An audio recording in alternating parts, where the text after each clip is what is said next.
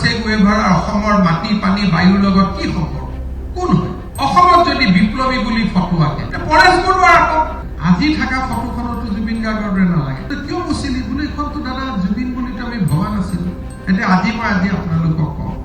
আমাৰ গণেশগুৰিৰ ফটোখন চৰকাৰে মুচিছিলে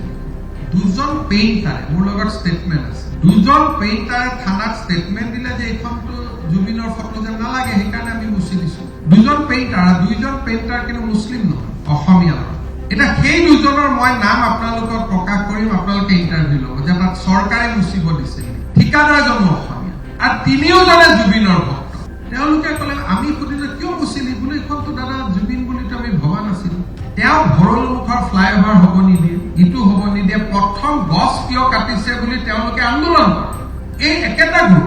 আৰু যেতিয়া ফ্লাইঅভাৰখন হৈ যায় তেওঁলোকক ফ্ৰীত ফটো আঁকিব দিব লাগে যাতে তেওঁলোকৰ পাব্লিচিটি ইটো টুপি পিন্ধাব সিটো টুপি পিন্ধাব এনেকেতো এজন মানুহক অপমান কৰাটো নিয়ম নাই দুইজন অসমীয়া মই চিপিক কৈ দিম আপোনালোকে নামটো ল'ব দুইজন অসমীয়া মিস্ত্ৰী কোনো বাংলাদেশী মিয়া নহয় শুদ্ধ অসমীয়া আৰু কণ্টেক্টৰজনো শুদ্ধ অসমীয়া ডেকা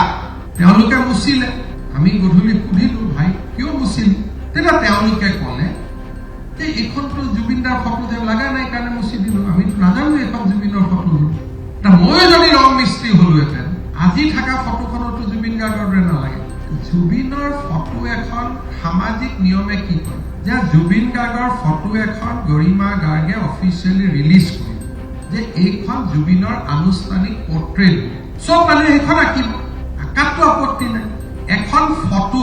ৰিলিজ হ'ব লাগিব নে চবেইতো চব ধৰণে আঁকিব নোৱাৰে আঁকিব পাৰে নেকি আপোনালোকে কওকচোন ৰাষ্ট্ৰপতিৰ ফটো আমি যিকোনো ফটো লগাব নোৱাৰো এখন পৰিয়ালে ফটো ৰিলিজ কৰি দিয়ে যে এই ফটোখনে প্ৰতিমূৰ্তি বনালেও এখন ফটো এতিয়া কি হৈছে তাকে লৈ তেজপুৰত এখন অদ্ভুত ফটো বনায় বৰপেটাত এখন অদ্ভুত ফটো বনায় তাকে লৈ দুদিন ছচিয়েল মিডিয়াত চৰ্চা আচল নিয়মটো কি যে আমাৰ জাতিটো কেনেকে পৰিচালনা হ'ব লাগে মোৰ চিষ্টেমটো কি যে জুবিনৰ অনুৰাগীসকল বহিব এখন জুবিনৰ ফটো নিৰ্ণয় কৰিব যে জুবিন গাৰ্গৰ এইখন ফটো হ'ব তাৰপিছত য'তে আঁকিব না তাতো কোনো সমস্যা নাই এতিয়া এই যিটো গ্ৰুপে ফটো আঁকে তেওঁলোক হ'ল SFI আৰু তেওঁলোকে ফ্লাইঅভাৰ হ'ব প্ৰথম নিদিয়ে আৰু ফ্লাইঅভাৰখন হোৱাৰ পিছত তেওঁলোকে ফটো আঁকে আপোনালোকে চাব এই যে যিজন ল'ৰা তেওঁ ভৰলুমুখৰ ফ্লাইঅভাৰ হ'ব নিদিয়ে ইটো হ'ব নিদিয়ে প্ৰথম গছ কিয় কাটিছে বুলি তেওঁলোকে আন্দোলন কৰে এই একেটা গ্ৰুপ আৰু যেতিয়া ফ্লাইঅভাৰখন হৈ যায় তেওঁলোকক ফ্ৰীত ফটো আঁকিব দিব লাগে যাতে তেওঁলোকৰ পাব্লিচিটি ইটো টুপি পিন্ধাব সিটো টুপি পিন্ধাব এনেকেতো এজন মানুহক অপমান কৰাটো নিয়ম নাই আপোনালোক সকলোৱে জুবিন গাৰ্গৰ জীৱন কালত দেখা নাই জানো সেইখন জুবিনৰ ফটো হয় নেকি এটা গৰিমাই চহী মাৰি এখন ফটো ৰিলিজ কৰি দিব যে যোনে প্ৰতিমূৰ্তি বনাব খোজে যোনে জুবিনৰ ফটো অফিচত ৰাখিব খোজে যোনে জুবিনৰ ফটো আঁকিব খোজে এইখন ফটো আঁকিব বা 3খন 4খন তেওঁ ফটো ৰিলিজ কৰিব তাৰ ওপৰতে মানুহে ফটো আঁকিব এতিয়াৰ পৰা মই আপোনালোকক ক'লো ফটো চবেই আঁকিব পাৰে কিন্তু এই পাৰ্টিটোক মই ফ্লাইঅভাৰত ফটো আঁকিব নিদিওঁ কাৰণ তেওঁলোকে ফ্লাইঅভাৰৰ বিৰোধিতা কৰে জুবিনৰ ফটো কোনে আঁকিব জুবিনৰ ফাউণ্ডেশ্যন আছে এপ্ৰোভ ল'ব অনুমতি ল'ব এইটো জবৰদস্তি আকাৰে জুবিনৰ ফটো আঁকিব কোনে মানা কিন্তু প্ৰক্ৰিয়া এটা থাকিব নে নাই চাব লাগিব নে নাই কোনোবা এখন জুবিনৰ ফটো হৈছে নে নাই তাৰ মানে গোটেই অসমখনক চবেই ভাবে যে ছচিয়েল মিডিয়া ইনষ্টাগ্ৰামত হুলস্থুল কৰি দিম আৰু জবৰদস্তি কৰিম এইটোতো নহয় মই মনে মনে সিদিনাখন কিয় আছিল সিদিনাখনো মই গোটেইখিনি খেলি দিলোঁ মই জাপানৰ প্ৰধানমন্ত্ৰী আহিব বুলিয়ে মনে মনে থাকিল নহ'লে পিছত মই ভাল এজন আৰ্টিষ্ট নীলপৱন বৰুৱাৰ দৰে কোনোবা এজন আৰ্টিষ্টক মাতি আনি আমি সেইটোৱে প্ৰস্তাৱ দিছিলোঁ যে বাবা তুমি নাআঁকিবা পুলিচে তেওঁক কি কৈছিল ষ্টেটমেণ্ট ল'ব যে তুমি নাআঁকিবা আমি এজন ভাল আৰ্টিষ্টৰ হতুৱাই জুবিনৰ ফটোখন ইয়াত তেওঁ কোন হয় ফটো আঁকিব গতিকে মই সব ডিচিক অৰ্ডাৰ দি দিছোঁ সব SPক অৰ্ডাৰ দি দিছোঁ এই পাৰ্টিটোৱে যদি ফ্লাইঅভাৰত ফটো উঠে they will be arrested কাৰণ এওঁলোক হ'ল SFI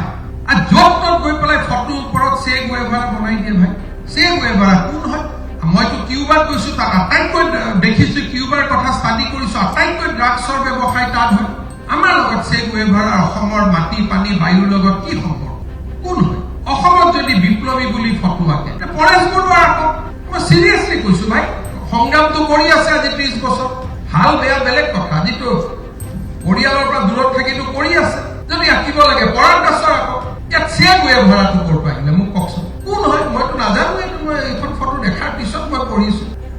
কিবা কৰি আছে কি কৰিছে কি কৰা নাই তাতে এখন ষ্টেট কোনো মানে তাত মানুহ যাব নোৱাৰে ইণ্ডিয়ান এম্বেচি এটা সোলাৰ পাৱাৰ লগাই চলি থাকে লাইট নাই ৰাস্তা নাই পানী নাই সেইখন ৰাজ্যৰ লগত দেশৰ লগত অসমৰ তুলনা হ'ব ফটোৱা গাম্ভীৰ্যপূৰ্ণভাৱে যে আজি আমি এইখন ফ্লাইঅভাৰত অমুকৰ পাতিত ফটো আঁকিম জিলা আয়ুক্তই অনুমতি দিব অসম চাৰু কাৰুকলা আমাৰ নিকেতন আছে সুন্দৰ কৰি তাৰ ষ্টুডেণ্ট যাব ধুনীয়াকৈ ফটো আঁকিব কোনখন ফটো আঁকিব গৰিমা আগতে চহী কৰি এইখন ফটো জুবিন গাৰ্গৰ ফটো তেনেকে এখন শৃংখলিত প্ৰদেশ কেনেকে চলে মোক কওকচোন ডিচিপ্লিন ষ্টেট এখন কেনেকে চলে তেনেকেতো চলে যাতে ভৰলুমুখত ফ্লাইঅভাৰখন হ'ব নিদিয়ে গছ কাটা দীঘিলী পুখুৰীত ফ্লাইঅভাৰখন হ'ব নিদিয়ে গছ কাটা ফ্লাইঅভাৰ হোৱাৰ পিছত এই পাৰ্টিটোৱে গৈ কয় মোক ফটো আঁকা জেগা কেনেকে হ'ব পাৰে ভাই মই বিদ্ৰোহিতাকৰ নহলে ফটোৱা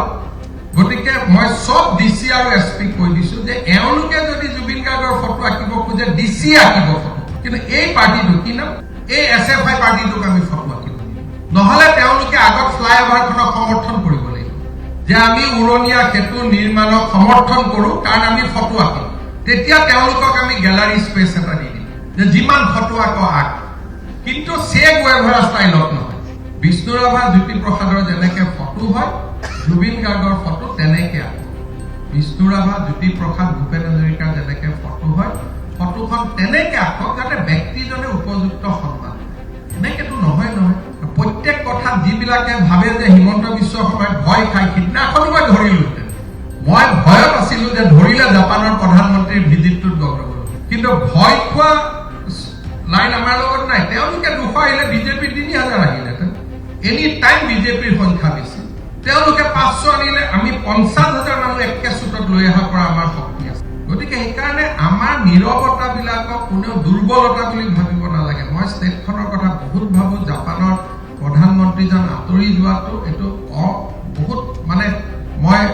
অন্তৰত মানি নোলোৱা এটা ঘটনা ঘটি আছে আৰু ফটোখন কোনে মুচিছিল কেনেকে ধুনীয়াকৈ নেৰেটিভ বনাই ললে চৰকাৰে ফটোখন মুচাৰ দুইটা মিস্ত্ৰী অসমীয়া দুইটা কন্ট্ৰেক্টৰ অসমীয়া আপোনালোকক কালি মই আজিয়ে গৈ আপোনালোকে পাৰ্থ মহন্তৰ পৰা লৈ ল'ব নামকেইটা আৰু তেওঁলোকক সুধিব কিয় মুচিছিল কোনেও এটাও ইণ্টাৰভিউ নললে এটা টিভিওতো ইণ্টাৰভিউ নললে সেই মানুহ দুজনৰ খানাতে বহি আছে যে হিমন্ত বিশ্ব শৰ্মাই মচিব লগাই দিছিলে নেকি আপোনালোকক কোনোবা ইঞ্জিনিয়াৰ মচিব লগাই দিছে নেকি একেবাৰে লিখিয়ে দিলে যে চৰকাৰে মচিব চৰকাৰৰ জুবিন গাৰ্গৰ লগত কি আছে চৰকাৰেতো জুবিন গাৰ্গৰ কাৰণে চব কৰি আছে সমাধি বনোৱাৰ পৰা ইমান 25,000 টকা পৰ্যন্ত মহিলাখিনিক দিয়াৰ পৰা আমিতো চব জুবিনৰ কাৰণে কৰি আছো কোৰ্টত স্পেচিয়েল হিয়াৰিঙৰ পৰা ভাল উকিল লগোৱাৰ পৰা আমিয়েতো চব কৰি আছো আন কোনে কৰি আছে গতিকে এই কথাটো মই এইটো কনটেক্সটত কলো যে অসমত এই কন্ট্ৰাডিকশ্যন বিলাক থাকিব প্ৰথম ফ্লাইঅভাৰৰ বিৰোধিতা ফ্লাইঅভাৰখন হলে ফটো আমি এনেকুৱা বিচাৰো যে ফ্লাইঅভাৰখনৰ বিৰোধিতা নকৰিব ফ্লাইঅভাৰখনৰ কওক যে আমি চিত্ৰাংকন কৰিব খোজো আমাৰ কাৰণে গেলাৰী এটা ডিজাইনত ৰাখিম আমি তেতিয়া ধুনীয়াকৈ গেলাৰী এটা ডিজাইনত ৰাখিম লক্ষ্মীনাথ বেজবৰুৱাৰ ফটো আঁকক ভূপেন হাজৰিকাৰ ফটো আঁকক আৰু স্থান আৰু জাগাৰ বহুত মহত্ব আছে সেই যিটো জাগাত জুবিন গাৰ্গৰ ফটো আঁকা হৈছে আন মানুহৰ তাত স্মৃতি জড়িত হৈ আছে গণেশগুৰি বোমা বিস্ফোৰণ তাত কিহৰ ফটো আঁকিব লাগে তাত সন্ত্ৰাসৰ বিৰুদ্ধে ফটো আঁকিব লাগে সেই জাগাত কাৰণ তাত অসমীয়া মানুহৰ তেজ জড়িত হৈ আছে বোমা বিস্ফোৰণ আৰু তাৰ পৰা দূৰত আমাৰ চানমাৰী ফ্লাইঅভাৰখনত ধুনীয়াকৈ এটা গেলাৰী লৈ লওঁ যে আমি ইয়াতে জুবিন গাৰ্গৰ শৈশৱৰ পৰা মৃত্যুলৈকে 12খন ফটো অংকন আন কাল পাত্ৰ থাকিবনে য'ত গণেশগুৰিৰ বোমা বিস্ফোৰণ তাত হৈছিলে নে নাই আপোনালোকে কওক তাতে কাৰ ফটো আঁকিব লাগিব তাত ফটো আমি আঁকিব লাগিব সেই 15জন ব্যক্তি য'ত তাত মৃত্যু হৈছে তাতে কাৰ ফটো আঁকিব লাগিব সন্ত্ৰাসৰ বিৰুদ্ধে যে অসমে কেতিয়াও সন্ত্ৰাস নামানে সেই জাগা হ'ল গণেশগুৰি তাৰ পিছত চানমাৰী ফ্লাইঅভাৰলৈকে যাওক সুন্দৰ জাগা তাত জুবিনৰ শৈশৱৰ পৰা একেবাৰে মৃত্যুৰ সময়লৈকে ধুনীয়াকৈ কলেজ আঁকক ফটো আঁকক ধুনীয়াকৈ বনাওক বোলে কোনোবাৰীত আমি ভূপেন হাজৰিকা বোলে আমি গণেশগুৰিত আমি খানাপাৰাত আমি বিষ্ণুৰাভাক আঁকিম বোলে আমি ভৰলুমুখত আমি জ্যোতিপ্ৰসাদক আঁকিম কোনখন চৰকাৰে বাধা দিব মইতো ওলোটাই আহ্বান কৰিছো যে আমাৰ গুৱাহাটী যিখন আৰ্ট কলেজ আছে তেওঁলোকৰ ষ্টুডেণ্টখিনিয়ে প্ৰতিটো ফ্লাইঅভাৰত থিম এটা ফ্লাইঅভাৰ ভূপেন হাজৰিকা থিম লওক, এটা ফ্লাইঅভাৰ লক্ষ্মীনাথ বেজবৰুৱাৰ থিম লওক, এটা ফ্লাইঅভাৰ জ্যোতিপ্ৰসাদ আগৰৱালাৰ থিম লওক, এখন ফ্লাইঅভাৰ জুবিন গাৰ্গৰ থিম লওক,